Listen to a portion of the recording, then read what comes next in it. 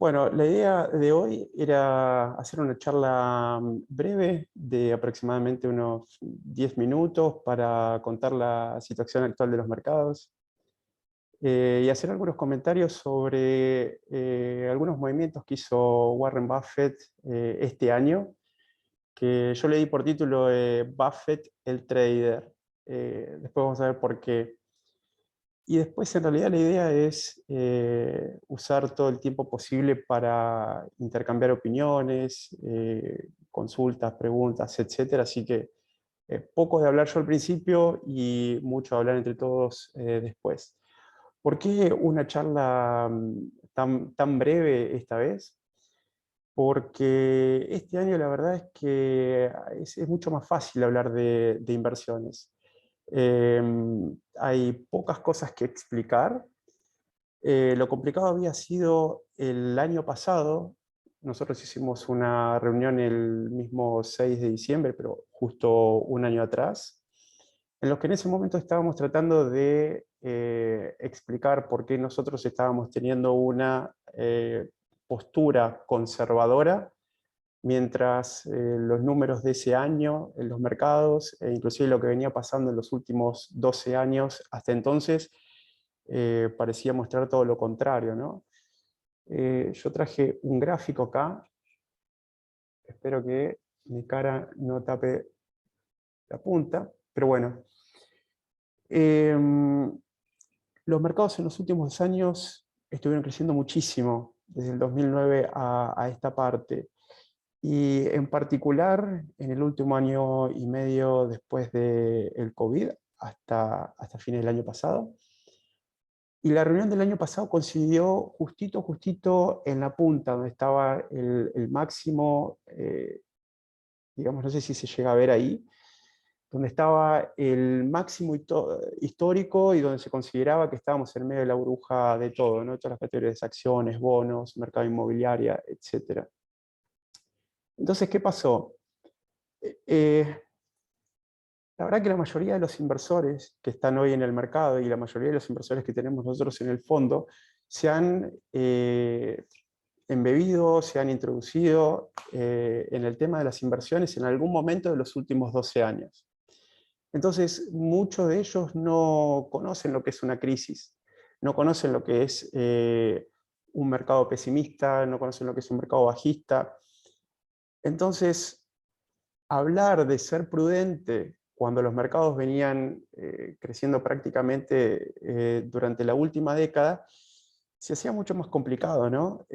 Para muchos era simplemente una cuestión de fe en ser conservador, mientras los mercados venían subiendo y subiendo. Ellos prácticamente no habían conocido otro tipo de mercados.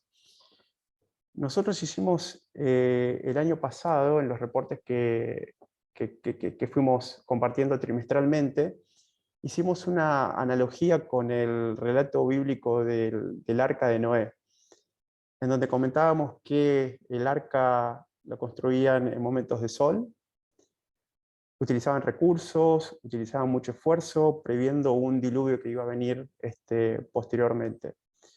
Cuando se estaba construyendo el arca era muy difícil explicar por qué se estaba construyendo, porque el clima era realmente bueno y no había nada malo que se esperase en el futuro próximo. Ahora, cuando la lluvia vino, era mucho más fácil explicar por qué se había construido el arca antes, porque ahora la lluvia era tangible, porque ahora la lluvia se sentía.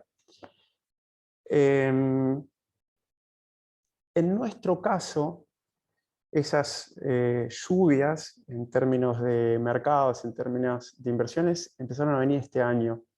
Este es el gráfico del Standard Poor's 500 en los que va del 2022. Es un gráfico netamente negativo. Es un gráfico que va casi consistentemente para abajo. Fue un año en general bastante difícil para todos los inversores por el nivel de pérdidas que se generaron. Hubieron pérdidas en prácticamente todas las categorías de las inversiones, en acciones, en bonos, en las inversiones inmobiliarias, en el oro, en las cripto, en mayor o en menor medida, pero el resultado es que hubieron grandes pérdidas. Se estima que aproximadamente 10 billones de dólares se han perdido en el mercado de valores por parte de las familias estadounidenses en lo que va del año. Es realmente muchísimo el dinero que se perdió de distintas formas, ¿no? Y yo lo que me quiero detener un segundo acá es para explicar no solamente que en neto hubo una pérdida, sino tratar de ver lo que pasó en este gráfico que tengo en este momento en pantalla. Lo que se ve ahí son un montón de ondulaciones, ¿no? En algún momento los mercados bajaron fuerte, después tuvieron como ciertos rebotes, volvieron a subir, después a bajar, a subir, bajar, subir, bajar. Lejos está de que haya habido una baja, digamos, en línea recta. Lo que muestra este gráfico de alguna manera es el nivel de dudas que hubo entre los inversores a lo largo de todo el año. Los inversores permanentemente cambiaban de opinión, pasaban de, digamos, una emoción pesimista y pensar que lo peor en la economía de las inversiones estaba por venir. Entonces, para protegerse o huir de eso, se iban muy fuerte, vendían acciones, entonces los mercados empezaban a bajar muy fuerte. Después, de un día para el otro, de una semana al otro, cualquier señal les hacía pensar que por ahí eso no era así, que tal vez lo peor ya había pasado. Entonces, de golpe, cambiaba todo el ánimo y automáticamente los mercados volvían a crecer muy, pero muy fuerte. Y después volvían a bajar, y después subir y bajar.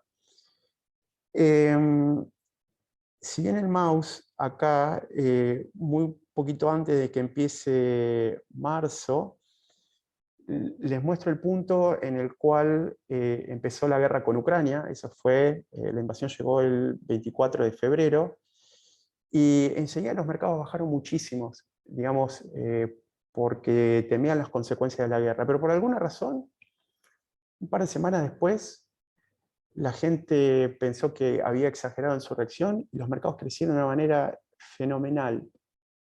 ¿Para qué? Para después de un mes simplemente empezar a bajar, a bajar, a bajar, a bajar y terminar más abajo que el punto en el que había rebotado apenas un par de semanas después del comienzo de la guerra.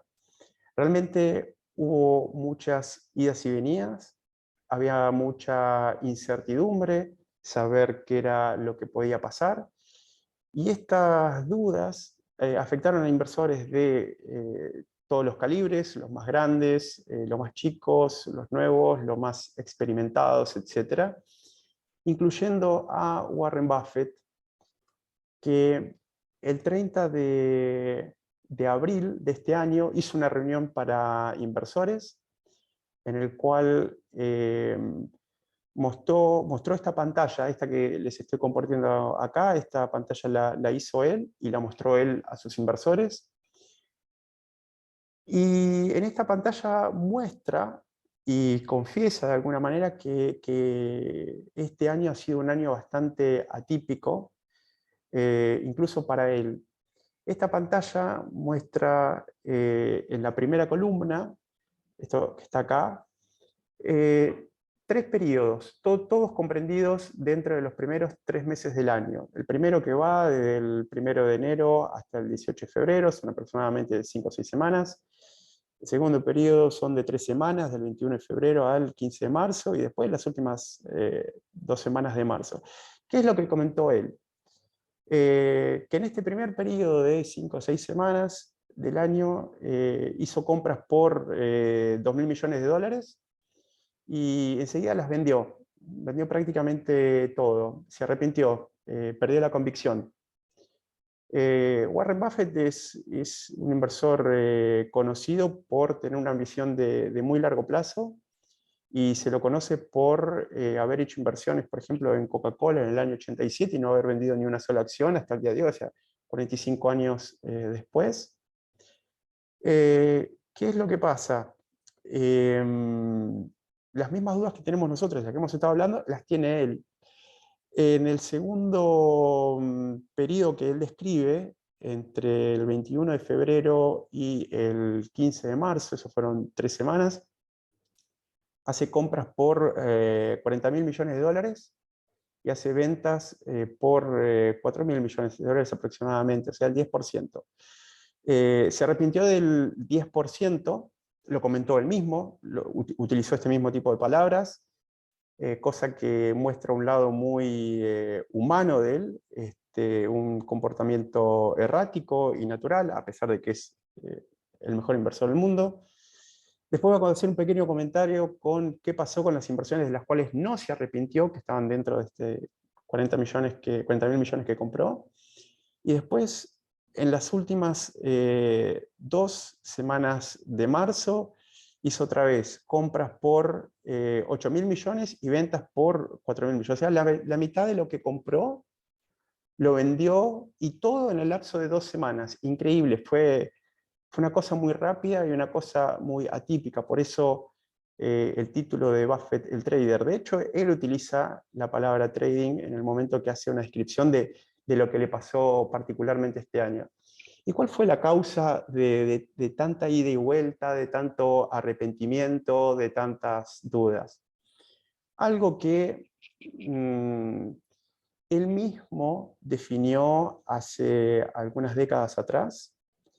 Él hizo un artículo en el que sugirió que uno podría saber lo caro o lo barato que se encuentra el mercado de valores en su conjunto, a partir de hacer una relación entre cuánto vale, digamos, toda una economía en su conjunto con respecto al total del valor del mercado de valores. En teoría, el mercado de valores debería representar lo que está pasando con estas mismas empresas en la economía real, pero muchas veces no es así. Entonces, esta relación indicaría, por eso es un indicador, lo caro o barato que está el mercado de valores en algún momento determinado. Y este gráfico que muestra la evolución sobre el final, que podemos ver los últimos 2 años, muestra que hasta el año pasado, hasta finales del año pasado, los mercados estaban más caros que nunca, más caros que en toda la historia. No tiene que ver solo con la altura, sino en relación al valor que representaban. Este año estuvieron bajando muchísimo, como lo estuvimos viendo un ratito antes. El tema es que está ahí, está a mitad de camino, está todavía caro. Digamos, la línea central punteada muestra el promedio histórico, lo que uno podría considerar como que en ese punto los mercados están en el valor justo, ni caros ni baratos. Que nos encontremos hoy incluso por encima de esa línea, y bastante por encima de esa línea, sugiere que los mercados todavía están excesivamente sobrevalorados, bastante. Entonces, ¿qué pasa? Por un lado, alguien puede interpretar que bueno, los mercados bajaron, significa que ya es una muy buena oportunidad de compra. Y por otro lado, alguien podría interpretar como que los mercados siguen estando caros, pueden seguir bajando. Entonces, de ahí el dilema para la mayoría de los inversores. Estamos en un punto en el que, por un lado, es cierto que los mercados podrían rebotar, como pasó en cualquier otro momento de la historia, y volver a subir y recuperar los niveles del año pasado. O también es cierto que podrían seguir bajando, tienen espacio para seguir bajando, con, diría, casi las mismas probabilidades de que puedan subir. Y esto es lo que genera mucha confusión. No solamente genera estrés las pérdidas que le provocaron este año a los inversores, sino que genera mucho estrés también la incertidumbre, el hecho de no poder tener la más mínima pista de lo que va a pasar mañana. Yo comparo esta situación como cuando 2 personas se juntan y miran un vaso que está la mitad lleno, en donde alguno dice, bueno, también está la mitad vacío. Ambos tienen razón, el vaso está al mismo tiempo y medio lleno y medio vacío. El tema es de qué lado se quiere parar uno y a qué le va a hacer foco, ¿no? En nuestro caso particular, elegimos hacer foco a los riesgos que existen hoy en la economía y los mercados. Entender que sí, existe posibilidad de que los mercados puedan rebotar, pero a nosotros nos importa muchísimo más ser precavidos porque los mercados todavía tienen muchísimo espacio para bajar. Y nuestra idea es evitar al máximo involucrarnos en inversiones que puedan llegar a terminar en bajas pronunciadas. Esto es algo que dijo Warren Buffett también en su momento. Dice, los resultados extraordinarios de largo plazo son producidos principalmente evitando decisiones tontas más que por tomar decisiones brillantes. Y esto realmente tiene muchísimo sentido. Uno, por más decisiones brillantes que vaya tomando a lo largo de su vida, una sola decisión tonta es suficiente para barrer, para hacer desaparecer todas las decisiones brillantes anteriores. Entonces, definitivamente es muy o más importante que las decisiones brillantes es evitar a toda costa tomar cualquier decisión que nos lleve a una pérdida permanente de nuestro capital. ¿Y por qué es tan importante esto? Acá puse un gráfico que muestra cuánto necesitaríamos ganar, sería la parte verde, para recuperarnos de alguna pérdida en la que hayamos incurrido. Por ejemplo, el segundo caso, si nosotros perdemos un 5% con nuestras inversiones, basta solamente un 5% para volver al lugar a donde estábamos. Basta un 5% para recuperar todas las pérdidas. Y ya está. Ahora, si perdemos un 50%, vamos a necesitar ganar un 100% para volver al lugar en donde estábamos. O sea, un 100% para recuperar las pérdidas del 50%. Y esto se va poniendo cada vez más complicado. Es decir, si la pérdida hubiera sido un 70%, por ejemplo, el Bitcoin en el 2002 ya ha perdido un 70%. Si nosotros hubiéramos elegido invertir en Bitcoins, íbamos a necesitar después cerca de un 233% de ganancia con todo el tiempo y las dificultades que llega a obtener esos rendimientos, simplemente para recuperarnos de ese 70% que perdimos por haber apostado en el Bitcoin, particularmente en este momento, ¿no? Que es lo que yo estoy utilizando. Entre los años 2001 y 2002, cuando estalla la burbuja.com, que había tenido su pico a mediados del año 2000, el Nasdaq, que es el índice de las acciones tecnológicas de Estados Unidos, llegó a perder un 80%. Totalmente, un 80%, un índice completo. Eso significa que algunas acciones perdieron todavía más, algunas menos, pero en general el índice por completo bajó un 80%. En ese caso, uno necesitaría después multiplicar por 4 sus inversiones para recuperarse de una caída de un 80%. Y otra vez, no solo la dificultad que lleva multiplicar por 4 la inversión, sino todo el tiempo que nosotros perdemos en el camino. En el máximo de la burbuja.com, el Nasdaq había llegado a valer unos 5.000 puntos. No importa, es anecdótico el tema de la cantidad de puntos. Lo importante es que después de un bajón de 80%, al Nasdaq le tomó aproximadamente 15 años en volver a alcanzar ese nivel de los 5.000 puntos. Es realmente 15 años de espera para que las inversiones vuelvan al mismo lugar. Quien haya invertido a mediados del 2000, 15 años es el tiempo que tuvo que haber esperado para recuperar sus inversiones. Nosotros tenemos una postura de esperar un poquito más, esperar a que ese polvo decante e invertir únicamente cuando las chances están a nuestro favor. Recuperarse estas pérdidas es definitivamente perder muchos años. En ese caso fue una década y media.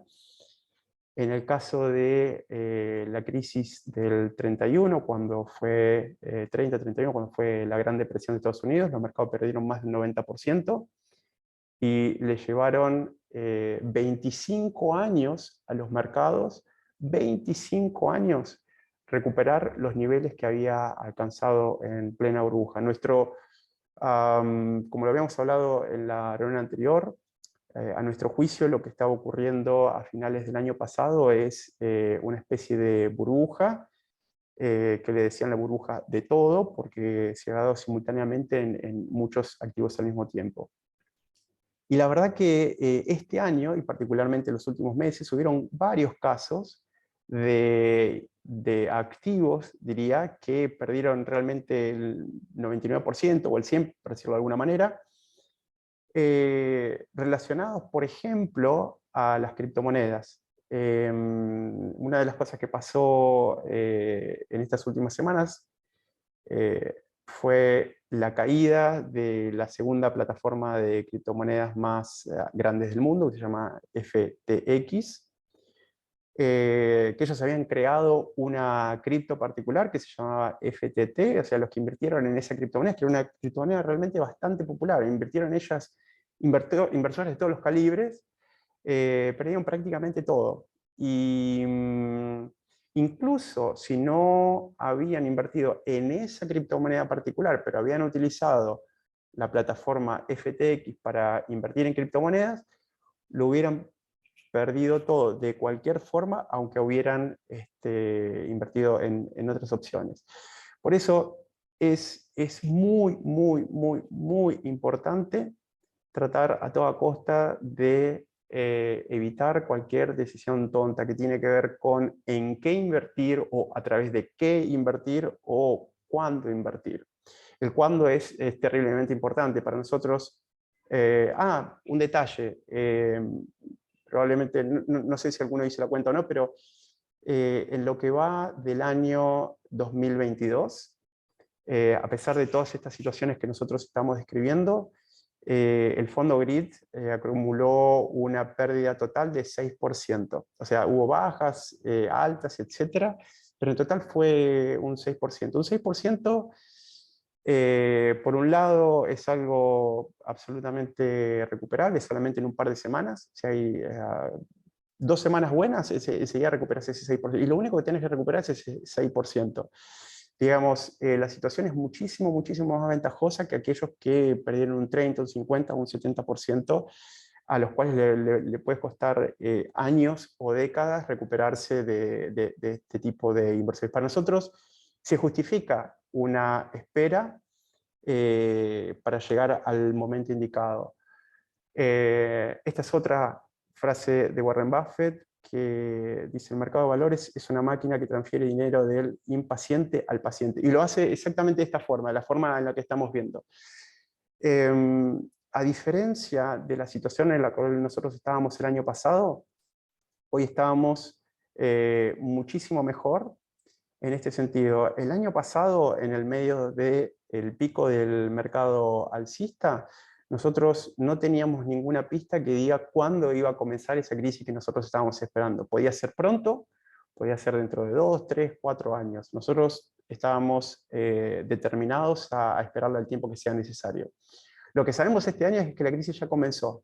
Y como comenzó, nosotros estamos preparados para eso y sabemos que el fondo de los mercados se va a alcanzar ahora en el corto o mediano plazo. Lo más probable que sea en algún momento del año 2023, o sea, del año que viene. Las cosas pueden ir cambiando. Todavía hay una alta inflación en Estados Unidos y en el mundo en general que está lejos de ser controlada.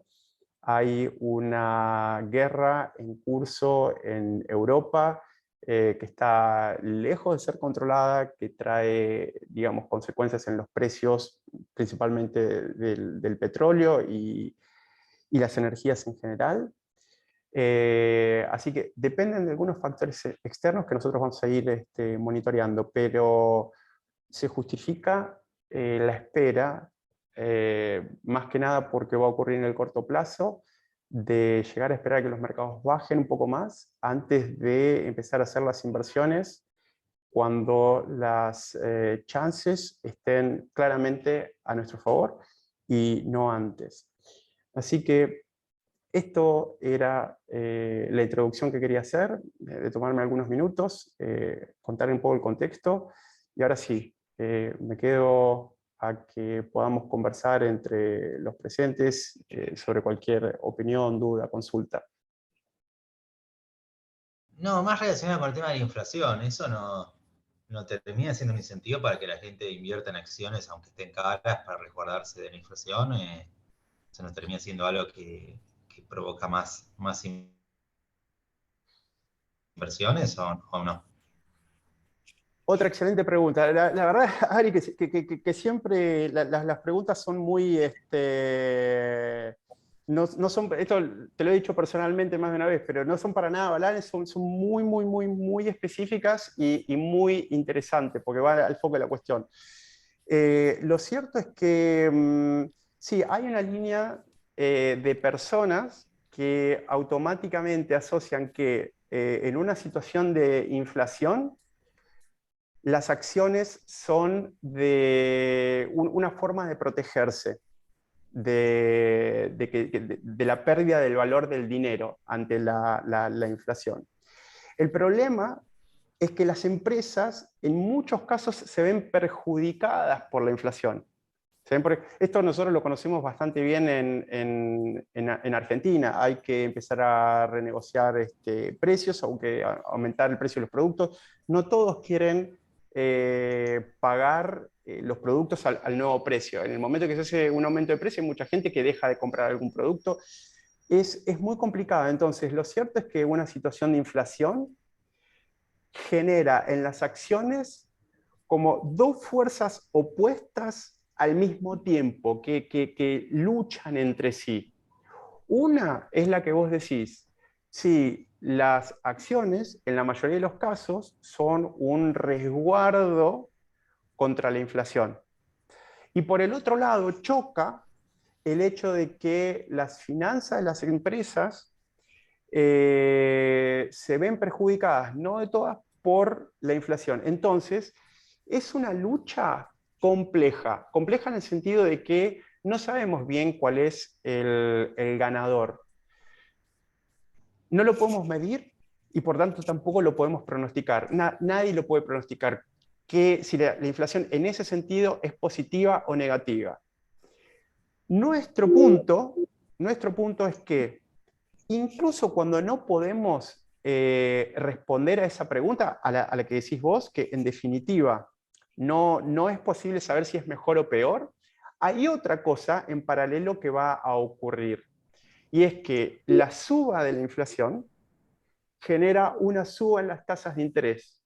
Y la suba en las tasas de interés genera una baja en las acciones, que es lo que estamos experimentando hoy. Entonces, tu punto es fantástico, hay una lucha. Y te diría que no podemos tener una respuesta de eso. Pero hay otra cosa en simultáneo que está pasando, que a eso sí le podemos encontrar una relación causal. Es decir, que esto, la suba de tasa de interés, causa que el precio de las acciones bajen. Ante esa duda, hay gente que hace sus apuestas, como por ejemplo que alguna empresa particular puede llegar a subir.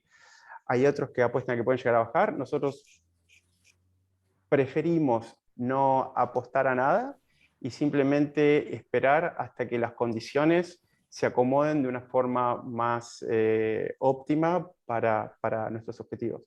Pero otra vez, buenísima pregunta.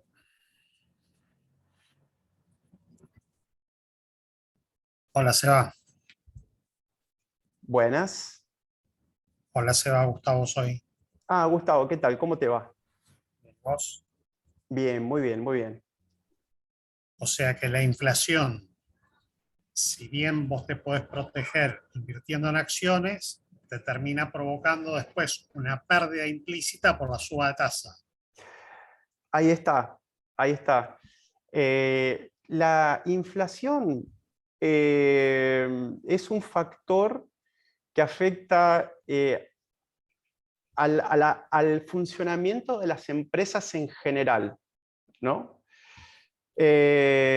Ahora, la suba de tasas afecta a absolutamente todos los... Es como si pusiéramos en una pirámide de prioridades, ¿no? ¿Qué cosas afectan al precio de una acción? Bueno, el nivel de las tasas de interés termina estando más cerca de la base, es la base de todo, es decir, es más prioritario lo que ocurra con las tasas de interés que lo que pueda terminar ocurriendo la inflación respecto de la economía de una empresa en particular. Sí, es eso lo que está pasando. Si tuviéramos una pirámide, en un nivel diríamos, bueno, acá compite la parte buena y mala de la inflación, pero hay otra cosa básica, y es que la forma de evaluar los activos financieros dependen muchísimo de las tasas de interés. Y al momento en que las tasas de interés suben, el precio actual de todos los activos financieros bajan en la actualidad. Entonces, la gente hoy por hoy está tratando, aunque es imposible, digamos, pero está tratando de predecir para dónde va la inflación, porque de eso va a depender las tasas de interés. Es decir, si la inflación sigue subiendo del nivel que está ahora, hoy está aproximadamente en 8%, y la discusión es si va a seguir subiendo o si va a bajar de ese nivel. Yo sé que 8% para los que viven en Argentina es nada, ojalá tuviéramos un 8%. Es un regalo. Pero para los estadounidenses es uno de los niveles de inflación más alto de los últimos 40 años, desde los 80, que no se producía una inflación tan alta. Si llega a seguir subiendo, si llega a haber indicaciones de que la inflación todavía no está bajo control, la Fed va a mover la tasa de interés para arriba y automáticamente los precios de las acciones van a bajar. Yo creo que la inflación no está dentro del rango de control, que puede seguir subiendo todavía un poco más. Lo conocemos, la inflación tiene una especie de inercia. Una vez que sube, sigue subiendo, sigue subiendo, sigue subiendo, y es muy complicada trabarla. Una de las cosas que traba la inflación es una recesión. En cualquier caso, una recesión también es mala para las inversiones. Entonces, tenemos que ver cuál de los dos posibles caminos se va a dar, por ejemplo, en el 2023. Si sube la inflación, estamos mal. Y si baja, que es por una recesión, también estamos mal. Hay demasiado riesgo y pocas digamos, oportunidades de que esto salga, ¿cómo decirlo? Sin heridas, digamos, que los mercados salgan sin heridas. Entonces, es la razón por la cual nosotros estamos siendo más conservadores. Sí, se conjugaron un montón de factores en los 2 años previos al 22, que hubo tasa baja y un caudal de recursos económicos que infló todo. Exacto. Así que, y hoy bueno, están pagando las consecuencias de esas dos cosas. Sí, algo así. Así que el escenario es bastante complejo.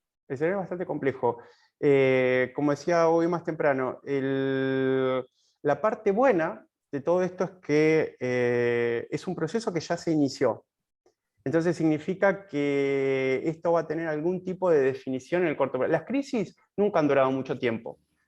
Han durado 1 año, han durado 2, ya 3 es muy raro. Por ahí en la Gran Depresión, 2 años fue en la .com. La más breve de todas las crisis fue la del coronavirus en febrero-marzo de 2020, que esa duró un par de meses, pero eso está como fuera del mapa. En realidad no es como para tenerla en cuenta en términos estadísticos. Lo que sí podemos pensar en que ya que arrancó y ya que llevamos aproximadamente 1 año desde que los mercados tocaron pico y empezaron a bajar, es probable que encontremos fondo en algún momento del año que viene. Bueno, habrá que sentarse y esperar. Eso es exactamente, sí, eso es un poco lo que... La verdad que esperar cuando los mercados están muy exaltados y realmente hay novedades fuertes prácticamente cada semana, se hace muy difícil para mucha gente. Y más, sobre todo para los que tienen inversiones realizadas, para los que tienen comprometido su capital y dependen un poco de cómo reaccionen los mercados para saber cómo le va al inversor. En nuestro caso, el hecho de tener la cartera prácticamente toda en efectivo, excepto por las inversiones en empresas que no cotizan en la bolsa de valores, las startups, estamos súper tranquilos. Si mañana los mercados llegan a bajar un 15%, a nosotros no nos afecta en nada, cero. Así que no solo cero, sino que nos deja todo ese capital, todo ese dinero en efectivo para que nosotros podamos hacer compras de oportunidad en empresas de alta calidad en el momento oportuno, que es en realidad lo que habría que hacer. Lo que pasa es que uno no puede vivir toda su carrera de inversor así, porque estas oportunidades se dan una vez cada 10 años aproximadamente. Nosotros lo hacemos porque estamos muy cerquita de esta oportunidad, pero una vez que uno aprovecha esta oportunidad, que es lo que alguien o algunos llaman la oportunidad en una generación, a partir de ahí uno ya después empieza a invertir de una forma más normal, terminando de refinar un poco su portafolio, viendo con más tranquilidad hacia adelante, etcétera, etcétera. Pero hoy la estrategia preponderante es esa. Sí. ¿Y las startups cómo están posicionadas en esta coyuntura? Bueno, algo de eso estuvo comentando en los reportes. Tenemos empresas como Ripio, que Ripio está de alguna manera afectada por las bajas de las criptomonedas. Definitivamente, cuando las criptomonedas bajaron, bajaron también el caudal de personas, de clientes que usan la plataforma. Eso significa que la cantidad de gente que hace transacciones en la plataforma bajó en la misma proporción que bajó el precio del Bitcoin. Es terrible. Entonces, lo que vemos nosotros es que yo algo comenté en el reporte, ¿no? Este va a ser un año muy difícil para muchas de las empresas de criptomonedas. De hecho, muchísimas quebraron, muchísimas quebraron. Y algunas lo van a hacer en el corto plazo, cuando ya no puedan resistir más. Las empresas están todas trabajando a pérdida. Ahora, Ripio tiene una situación muy particular, muy atípica, que es que cuenta con, siendo una startup, cuenta con 160 millones de dólares en caja. Eso es rarísimo, rarísimo, rarísimo, y le da aproximadamente 5 años de vida de autofinanciamiento. Así que no hay crisis que haya durado 5 años. No hay crisis que haya durado 5 años. Lo que va a pasar en este periodo es que se van a filtrar, van a morir por completo aquellas que tengan pocas reservas, y van a subsistir y hacerse más grandes, porque cuando se filtra el mercado, las que quedan, las que sobreviven, como que copan los espacios dejados por los otros. Claro, se expanden más. Entonces hay un efecto doble. Algunas mueren por completo y las que subsisten como que crecen más de golpe. Eso pasa con todas las empresas, pasa en toda la crisis, en todas las crisis. Lo que estoy mencionando ahora es el caso particular de una de las empresas que tenemos nosotros. Hubieron otras empresas de criptomonedas que no les fue bien, podríamos haber estado en esos casos, pero no. A nosotros en particular nos tocó de manera positiva, con una empresa que se posicionó del lado de los que logró posicionarse del lado que están ganando, y a costa de otros que son los que están perdiendo en este momento. Así que bueno, en eso está bien. Y después tenemos otro par de empresas que ya están bastante más estables, no están digamos, con las vulnerabilidades que tienen las startups en sus primeros años de vida. Ya están consolidadas, ya tienen su facturación, etc. Y hay 2 empresas que están con planes de mediano plazo de salir a cotizar en la bolsa de valores. Todo eso ya lo comenté en el reporte, así que nada, está fantástico. Lo que hay que esperar es que la situación los afecte lo menos posible. En lo que va del 2022, realmente el impacto fue bastante moderado, bastante tranquilo. Son empresas que ya tienen, digamos, crisis en su haber, experiencia sorteando crisis, y con planes reales, concretos, de salir a cotizar en aproximadamente 18 meses, al menos 2 de las más grandes. Así que, bueno, eso está todo bien. Eso va a marcar un hito en nuestra historia como inversor, en primer lugar, porque es rarísimo que algún fondo de inversor tenga 1, 2, 3 compañías con valores de 500 millones de dólares que estén con planes concretos de salir a la bolsa, de venderse, resistente a las crisis, como las Fed tan altas. Eso va a estar bastante bueno, realmente bastante bueno, y es cuestión de meses. Así que sí, en general está bastante bien. El portafolio como está, yo estoy bastante conforme. Bueno, fantástico. Excelente estrategia. ¿Alguna pregunta? ¿Alguno más que quiera abrir el Seba, micrófono? Leandro. Leandro, Leandro, ¿qué ¿cómo tal? estás? ¿Cómo estás? Bien, Leandro, ¿vos? bien, excelente. Bien. Gustazo escucharte. Che, Decime. me alegro igualmente. Una consulta. Ya escuchamos todo lo que tiene que ver con el carácter general del mercado. Sí. La pregunta por ahí que me surge es en lo particular, en sectores que por ahí hayan bajado más que otros, que se puedan mirar con mayor atención o que presenten oportunidades. No sé, te voy a decir un ejemplo, que lo tecnológico haya bajado mucho más que lo de consumo, que por ahí puedan que estén, digamos, a tiro de que puedan llegar a representar oportunidades en el corto plazo. Porque en general, digamos, para esta línea de tendencia que vos mostrás, habla del mercado en su En general, globalidad, sí. en su globalidad. Sí. Entonces, esa era la pregunta, a ver si tenían algún sector que estaban observando y que podía presentar oportunidades en el más corto plazo. Y después, con respecto al efectivo que tiene el fondo, si de alguna forma hay alguna colocación que se esté llevando a cabo que te permita tener una cierta rentabilidad y que sea de rápido retiro. De recuperación. Claro. Está perfecto. Te contesto la segunda, que es bastante más rápida. Sí, el problema del efectivo te genera un dilema como inversor, porque el dólar, debido a la inflación, que era lo que estábamos hablando antes, se va depreciando con el tiempo. O sea, el dólar hoy por hoy se está depreciando a una tasa del 8% anual, que es un montón. Eso es exactamente lo que hace que muchas personas se vuelquen, era lo que estábamos hablando con Ari al principio, se vuelquen a hacer inversiones en acciones para no tener la plata parada, porque la plata parada significa perder capacidad de compra. Ahora, en el punto en el que estamos nosotros con los mercados,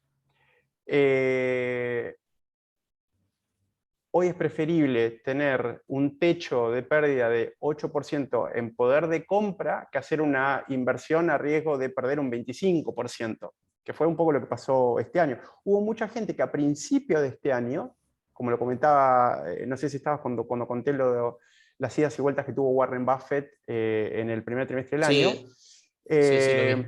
Mucha gente tenía esa forma de pensar. Decía, bueno, en ese momento la inflación todavía no estaba en el 8, estaba un poco más baja. Entonces decía, bueno, antes que tener la plata parada, la pongo en algo. Entonces vos la ponías en algo pensando en que de esa forma no ibas a perder poder de compra, pero resultaba que la inversión que hiciste te baja un 15% y al final era mejor tenerla parada que tenerla en algo que puede llegar a bajar mucho. El broker que nosotros tenemos, que es Interactive Brokers, te da un 3,5% por los depósitos que vos tengas en efectivo. Entonces, en definitiva, es como tenerla en un plazo fijo.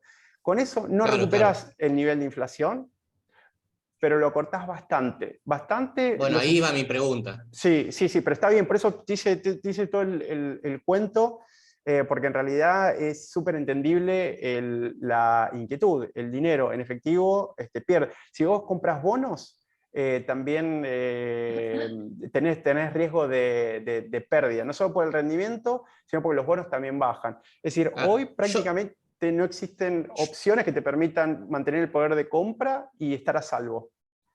Claro, no, yo me refería, no sé cómo es para Interactive, pero algo similar a cauciones, alguna Es algo cuestión que por así. ahí es más...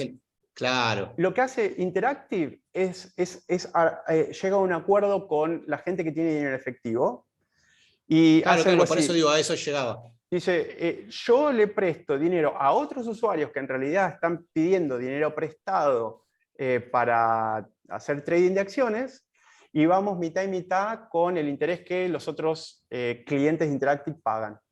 Entonces, esa es una forma, y con eso te reduce bastante el tema. Y respecto de los sectores particulares, uno de los poquitísimos sectores que anduvieron bien este año fue el de la energía.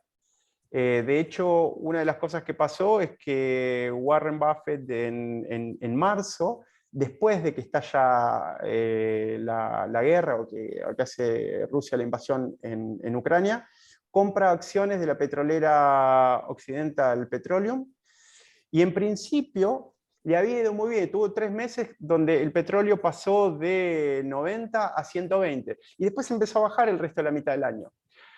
Hoy por hoy es extremadamente difícil encontrar un sector que no se vea afectado por lo que está pasando. No por la inflación en sí, sino por la suba de tasas. Cuando vos valuás a una empresa para saber cuánto vale hoy, lo que vos haces es proyectar cuáles van a ser los ingresos que va a tener la empresa. Más que los ingresos es el flujo de efectivo. El flujo de efectivo de acá a los próximos años, y después le aplicás una tasa de descuento para saber cuál es el valor actual. Esa tasa de descuento, que vos como contador la manejás fantástico, en realidad depende de la tasa de interés.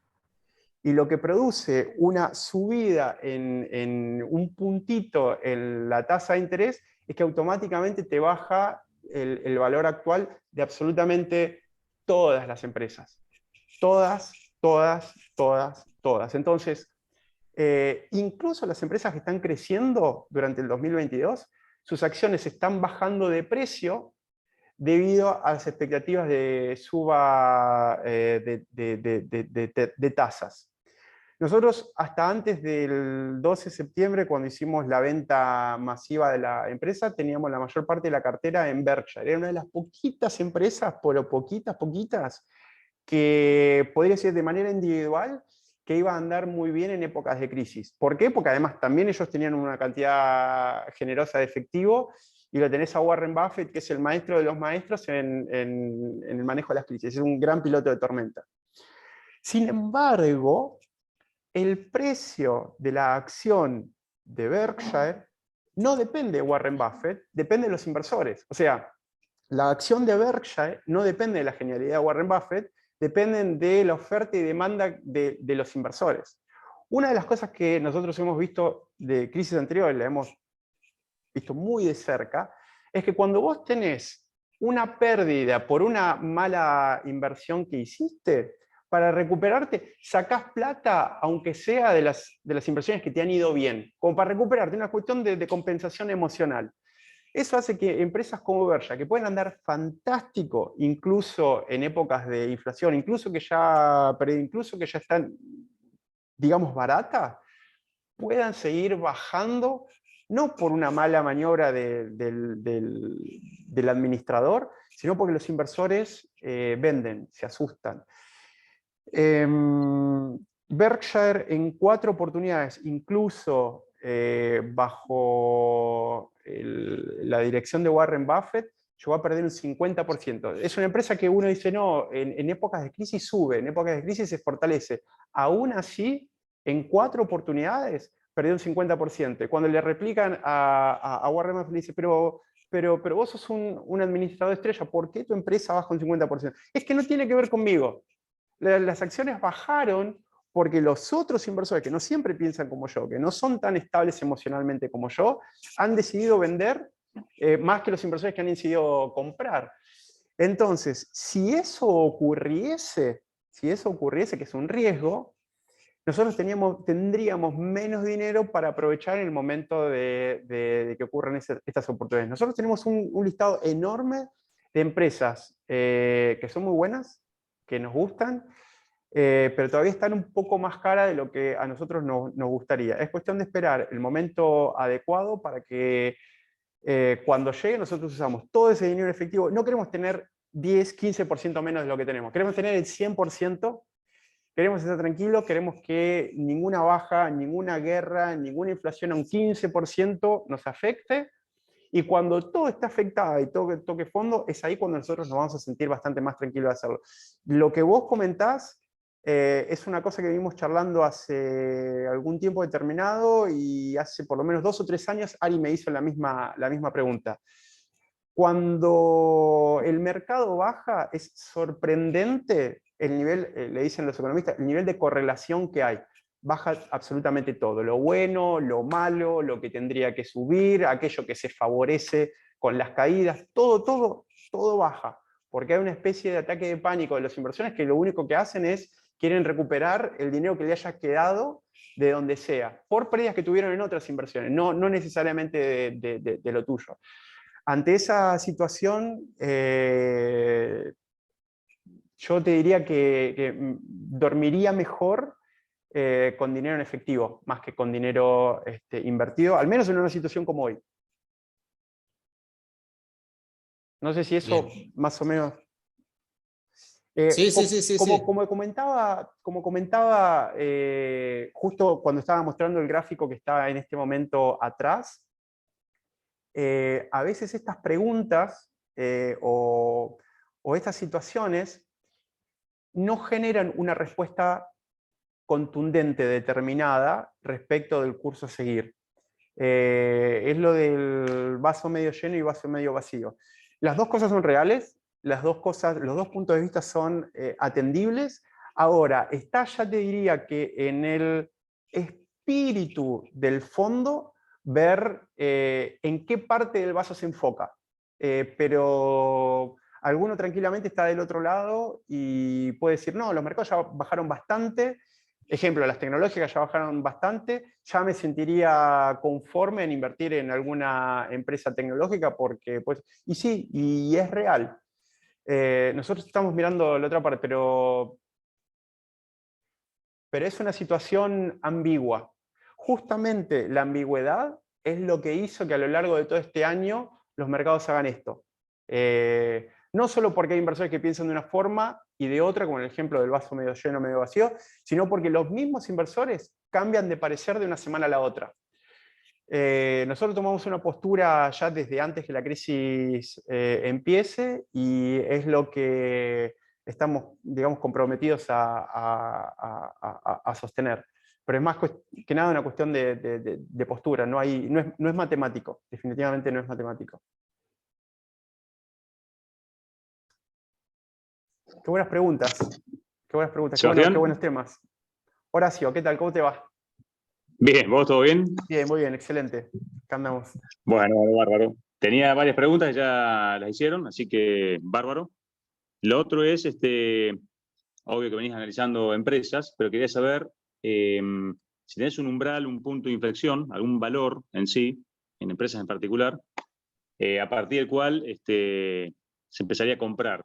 Y en ese caso, bueno, obvio, si baja, ¿no? Pero si no ocurre eso, ¿cuál es la idea o cómo sería lo proyectado? Bueno, eso es otra buena pregunta, porque en realidad no existe un punto determinado en el cual uno diga, bueno, este es el indicador. Ejemplo, por ejemplo, en el gráfico que estábamos mirando de fondo. Bueno, si toca la línea punteada, eso significa que ya lo estamos haciendo. Es un problema complicadísimo, es un problema realmente complejo el de determinar el punto en el que uno cree que las circunstancias están. ¿Por qué? Porque parte de las razones por la cual no estamos comprando hoy tiene que ver con que hay dos riesgos enormes, pero enormes, que de dispararse cualquiera de ellos, y se pueden disparar los dos, pero de dispararse cualquiera de ellos pueden generar una baja fenomenal de un día para el otro. Todavía, aclaro, no hemos visto bajas como la del 2001 o del 2008, para el que las haya vivido o las haya estudiado. Hasta ahora son bajas normales. En el año 2008 hay una persona, no lo quise mencionar porque es interesante para ver el gráfico, pero no, uno puede caer en la tentación de querer hacer una predicción después de eso. Alguien se tomó el trabajo de superponer el gráfico del Standard & Poor's 500 desde mediados de 2021 hasta hoy. Bueno, y en el gráfico del Standard & Poor's 500 era el gráfico actual versus el anterior a la crisis del 2008, o sea, el 2007 sí. Al 2008. Alguien lo superpuso para ver lo que daba. Vos no te das una idea lo parecido que son. Lo parecido que son. Muestran alzas y bajas parecidas, son parecidas en la fecha, tienen 2 semanas de diferencia nada más, pero ponele que acá tocó máximo los mercados recientemente el 10 de diciembre y empezaron a bajar y se profundizó este año. Aquel tocó máximo el 18 de diciembre. Una cosa así, es muy parecidos, muy parecidos, muy parecidos. Y llegó un momento que algunos dicen que podría llegar a pasar ahora dentro de las próximas semanas, donde se provocó una especie de caída libre. Si vos ves el gráfico del 2008, tiene una suba tranquila, tranquila, tranquila, después una baja tranquila, tranquila, tranquila, y de un día para el otro, en cuestión de un mes, el mercado bajó un 20%. Fue una baja literalmente vertical, fue una baja desastrosa, fue un shock que fue a partir de la caída de Lehman Brothers. Lo que muchos están diciendo es que estamos a nada de que pase esto, de que este es el último, no sé si alguno viene siguiendo el gráfico, perdón, ahora a ver, lo voy tirando para atrás un poquito. Este gráfico que va teniendo puntas en la que subió, después otra punta acá y otra punta acá. Si uno traza una línea, yo no soy de hacer análisis técnico, no creo en eso, creo que es una cuestión de astrología, lo cuento como para que uno tome dimensión de algunas cosas. Algunos piensan que si unís todas las puntas, esta es la última punta donde toca al máximo, de acá empieza a bajar, y cuando baja un 20% sin freno. Yo no creo en esas cosas. Pero por las dudas, estamos líquidos. Pero cuando una baja de esas ocurre, ahí es cuando arranca el famoso pánico en el mercado. Lo que pasó hasta ahora son bajas con oscilaciones. Esto no es pánico, esto es un chiste comparado a lo que pasaron en las crisis del 2001, 2008 o la del 87. Estos son ensayos, pero todavía puede pasar algo más grave. Es mucho más costoso arriesgarse y después hay que tener que recuperarse que eventualmente agarrar un tren un poquito más tarde. Y eso es un poco, otra vez, como nadie tiene la bola de cristal, es una cuestión de posturas respecto a lo que nosotros creemos que es más razonable en el largo plazo. Como comentaba en una de las transparencias, me delata los años que tengo, de las pantallas, de las slides, en el largo plazo es incluso más importante evitar cualquier tipo de decisiones tontas que tomar decisiones brillantes. Así que es un poco la postura. No me acuerdo si había quedado algo de esa pregunta, Horacio. No, o sea, me quedó claro que no hay un valor, que entiendo que no, un valor predeterminado, pero bueno, más o menos una aproximación era para saber en qué momento actuar. Porque podés dar una baja, no sé, poner que te baje de golpe un 15%. Ahí, ¿se compra algo, no? Depende de la empresa, lo que tengas analizado. Lo que pasa es que eso va a depender... Ponerle como beneficio 2020, ¿no? Que pegó un bajón y enseguida se recuperó. Y tuvo una recuperación muy buena desde esa crisis hasta el pico, ¿no? Las bajas y los altibajos, además, durante las bajas que se han provocado este año, reflejan de alguna manera la incertidumbre de los dos riesgos más grandes que están latentes, que son la inflación, por un lado, y Sí. la guerra por el otro. Las dos cosas pueden llegar a ser muy complicados para los mercados en caso de provocarse. Yo creo que para decidir tendría que haber también un poco más de claridad con qué pasa con esos riesgos, o aunque sea un poco más de claridad. Hoy es literalmente como tirar una moneda al techo, y la verdad que eso no es invertir. Tirar una moneda al techo es arriesgar a que pueda salir bien o arriesgar a que pueda salir mal. Pero más adelante no solo vamos a ir a ver viendo qué pasa con los gráficos, sino vamos a ir viendo qué pasa, cómo se van resolviendo algunos de estos dos riesgos más importantes. Sin que eso se resuelva va a ser muy complicado, porque todavía lo que puede bajar está indeterminado. El rango de posibles reacciones es demasiado amplio. Es demasiado amplio como para hoy pronosticar en qué momento entrar o no. Eso es lo que tienen las inversiones, que en realidad tal vez sabes lo que tenés que hacer un día antes de tener que hacerlo, no mucho más.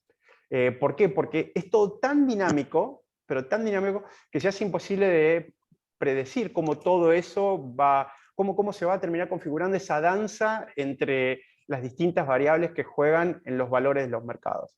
Así que no es posible predecirlo, ni anticipar cuál va a ser el valor.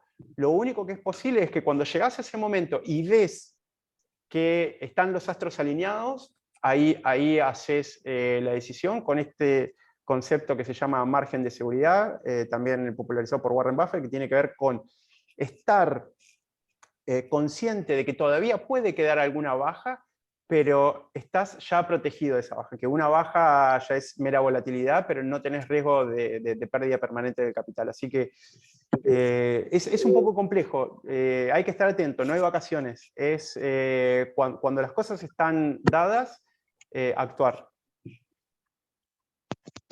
Perfecto, sí, sí, está clarísimo. Qué fácil sería si fuera de otra forma, ¿no?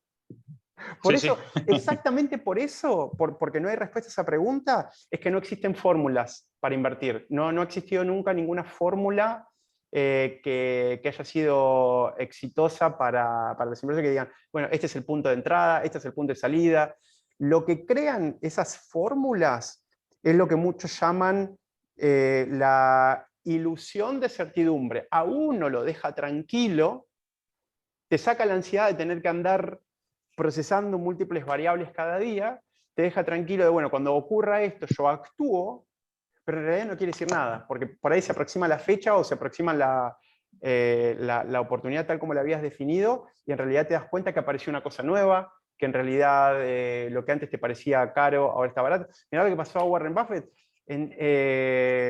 tipo que invierte por décadas, y en 3 meses tuvo 3 periodos en donde perdió la convicción en cuestión de semanas. Dijo, bueno, sí, veo, es el momento de hacer esta inversión, y a las 2 semanas dijo, no, ¿sabes qué no? Perdí la convicción, y deshizo todo.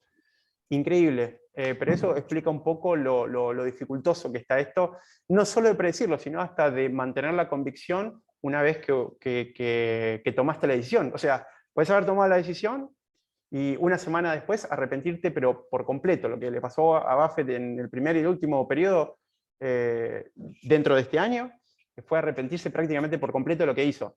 Increíble, pero bueno, eso es un poco la situación. Sabés todo a posteriori, cuando ya pasó, cuando analizás la historia. Sí, tal cual, tal cual. No, pero buenísimo. Bien, más en este entorno, ¿no? Con tantas variables En juego macro que afectan. que afectan. Y que no dependen de nosotros, que no solo son imposibles de predecir qué va a pasar en cada una de ellas, y mucho menos predecir cómo va a reaccionar el mundo y los mercados cuando ellas interactúen, ¿no? Se componga una cosa con la otra. Así que, bueno, es parte de la complejidad de las inversiones. Cuando los mercados suben, como pasó los últimos 12 años, hasta hace un año, todos nos consideramos Warren Buffett, porque qué cosa la que uno invierta va para arriba, va para arriba, va para arriba. No me acuerdo, alguna persona, algunos inversores nuestros, que había empezado a invertir hace 5 años atrás, y me decía, che, pero esto es tan fácil que digo, ¿cómo no lo hice antes? Y después cuando la cosa empezó, dijo, no era tan fácil. Había perdido en 2 meses todo lo que había ganado en 5 años. Pero bueno, ahí en realidad cuando se empieza a ver la experiencia de los inversores en la cancha, ¿no? En los mercados. Así que eso es un poco. Pero otra vez, yo siempre resalto los porqué de cada cosa, porque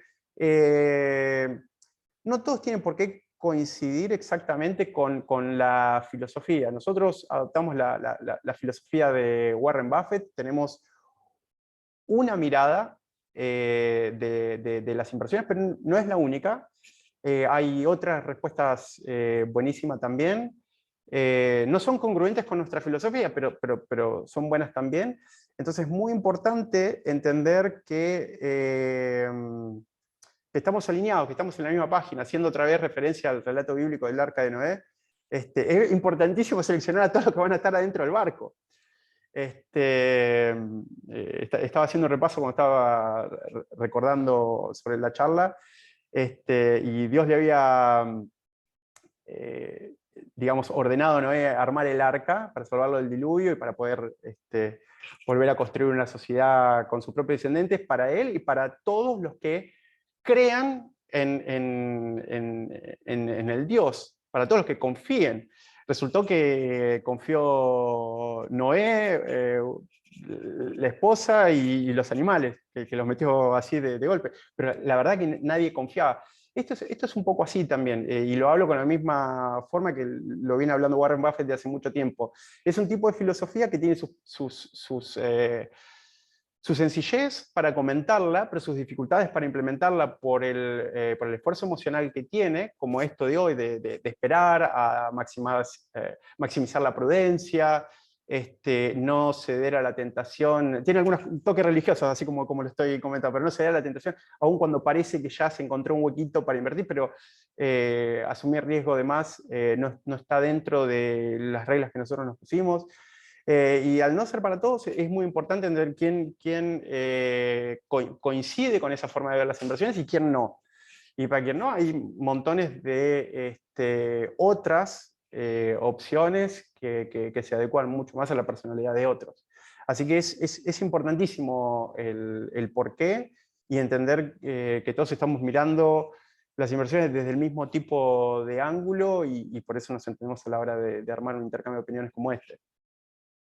No sé si hablé muy rápido o medio raro, pero bueno, nada, era como para repasar el tema de la filosofía detrás del porqué de cada una de las decisiones, y no decisiones tomadas del aire. Bueno, nos juntamos 9 personas hoy, a pesar de que va a estar grabado, a pesar de que estamos cerca de fechas digamos, de los partidos del Mundial, y es, digamos, una época con calor, etc. ¿Quién iba a hablar de...? No me acuerdo. ¿Alguien mencionó? Bueno. Por mí, buenísimo, bárbaro todo. Excelente. Bueno, nosotros, como siempre, vamos a compartir, digamos, el encuentro de hoy. En años anteriores habíamos compartido solamente la parte de la introducción, porque después en la otra parte aparecían las caras de las personas que estaban hablando, etc. Y digo, no, esto tiene que mantenerse privado entre las personas que forman parte. Pero este año tomé las precauciones para que en realidad nadie aparezca exponiéndose, así que vamos a poder compartir, digamos, no solo la introducción, sino el resto del intercambio de opiniones. En los próximos días las estamos compartiendo. Bueno, si querés, estuvimos como 1 horita y media.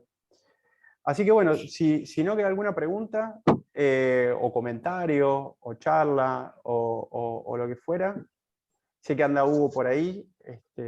Hugo, ¿qué tal? ¿Cómo te va? Con el tiempo, te diré que somos todos amigos los que estamos, los que nos encontramos, los que nos vemos. Así que, bueno, muy lindo, Seba, muchas gracias. bueno, buenísimo que una vez cada tanto nos podemos cruzar así virtualmente, charlar un rato, más allá de que con algunos tenemos como, con Hugo a veces tenemos la oportunidad de compartir esto en una charla de café o una cena, etcétera, pero nada, es importantísimo esto de juntarse una vez cada tanto, intercambiar las ideas, entender si estamos todos en la misma página y seguir nomás. Es importante. Así que bueno, gracias Hugo también por estar. No, es un gusto. Vos sabés que yo disfruto muchísimo, yo tengo un entusiasmo fenomenal y llegó el momento, está llegando el momento que venimos esperando. Está llegando. Yo creo que sí, que antes era más complicado porque no sabíamos cuándo iba a arrancar, pero hoy que ya tenemos más o menos un año de transcurrido de esta situación, es mucho más posible de pensar que es una cuestión de que esto se define en el corto o mediano plazo. Permitime contar una breve infidencia. Me acuerdo cuando yo tenía que fondear. Cuidado. Sí, cuidado. Tenía que fondear. Digo, che, se viene la crisis, ¿viste? Le digo a vos, tengo que fondear, ¿cómo mando la plata? ¿Cómo hago para fondear el broker? ¿Viste? Tranquilo, vos esto, 1 año y medio, son 18 meses, ¿viste? Sí. Desde que arrancó, son 18 meses, tranquilamente puede tardar eso, puede tardar 2 años, puede tardar 1 año, así que no hay apuro, ¿viste? Bueno. En realidad nadie puede saber exactamente el tiempo que puede durar ni una crisis ni un mercado alcista. Pero analizando las crisis anteriores, te da al menos un rango razonable de cuánto puede ser. Y las crisis se desarrollan por lo menos en un plazo de 1 año o 1 año y medio, algunas llegan hasta 2, pero no van a ser en general no son ni 2 meses como pasó con la crisis de la pandemia, ni tampoco se extiende a 3, 4 años, es absolutamente improbable. Esto tiene un ciclo, toca fondo y sube, y este año, bueno, ya la tenemos arrancado, así que si bien no podemos predecir cuánto ni cuándo, sí es más probable que es, como decía hoy, los otros se alineen más bien en el corto plazo, así que buenísimo. Bueno, así que bueno, gracias a los que están presentes. Después comparto el video, así que cualquier otra inquietud, consulta, intercambio de ideas, etcétera, seguimos también 1 a 1 de manera personal, inclusive por email o chat.